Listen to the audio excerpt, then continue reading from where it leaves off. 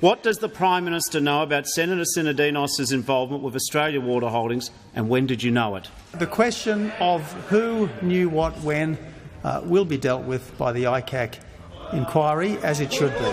When did the Prime Minister become aware that Senator Sinodinos stood to make $20 million for facilitating a deal involving Australian Water Holdings and the New South Wales Government? When did he become aware, the Prime Minister? What counts is that the highest standards of this parliament are upheld, that people can be confident that there is integrity in our public life. My questions to the Prime Minister. At 8 a.m. yesterday morning, Senator Sinodinos told a journalist from the Wall Street Journal that he was batting on.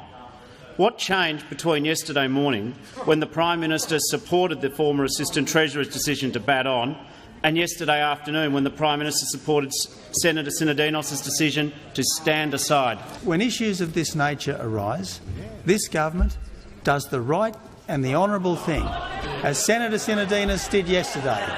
And that's not just my judgment, that's the judgment of the member for Wills, who said this morning on the doors, stepping aside in the face of an inquiry like the ICAC inquiry is the right thing to do. I refer to Senator Sinodinos' statement to the Senate in February of 2013 that he played no role in the awarding of the January 2012 contract to Australian Water Holdings by Sydney Water.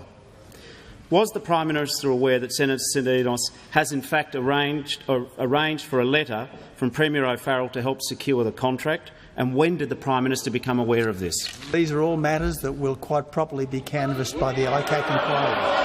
And the member would also know that under the standing orders, ministers are not obliged to answer questions. They do not have the same standing order. No, they are not, as well you know.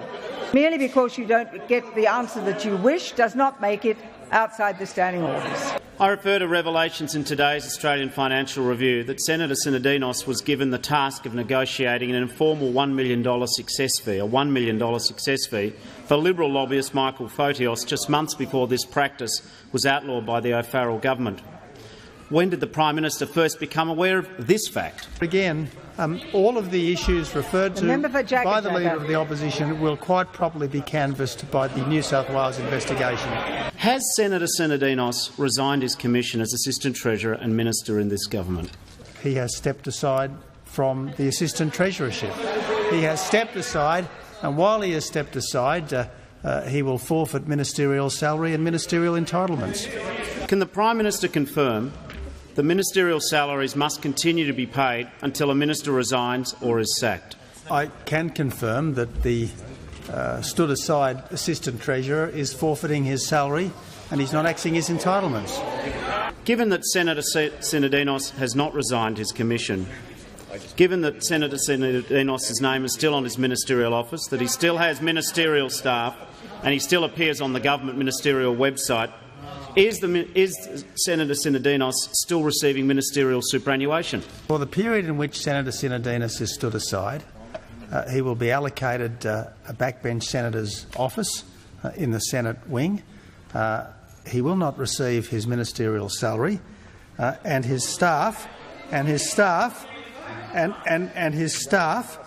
will be directed to work for the person acting in his stead, namely the Minister for Finance. I refer to the Prime Minister's refusal to confirm all the details of the withdrawal of ministerial entitlements from Senator Sinodinos. Prime Minister, how is this possible under the legislation which you are obliged to implement? I have here a letter silence on my left from Senator Sinodinos to the Special Minister of State, the member for Wakefield, indicating that he will forego his ministerial entitlements, and I table this letter. I have a letter from Senator Sinodinos to the Secretary of the Treasury saying that his staff will be working to Senator Cormann. I table the letter, and I have here a letter from Senator Sinodinos to the President of the Senate saying that he will not be drawing his salary. So, Madam Speaker, he won't get his salary, he won't get his entitlements, and he doesn't have his staff. Upon announcing his ministry on the 16th of September last year, the Prime Minister unequivocally said, I want to absolutely scotch any suggestion that there is a cloud over Arthur Sinodinos. There is not. I wouldn't be appointing Arthur to the incoming ministry if I thought there was any cloud over him. What has materially changed since then? Or did the Prime Minister knowingly appoint Arthur Sinodinos to a key economic portfolio when in fact he believed there was a cloud? He was an absolutely worthy and appropriate appointment to the incoming ministry, and I have to say his actions yesterday entirely vindicate his decency and his honour.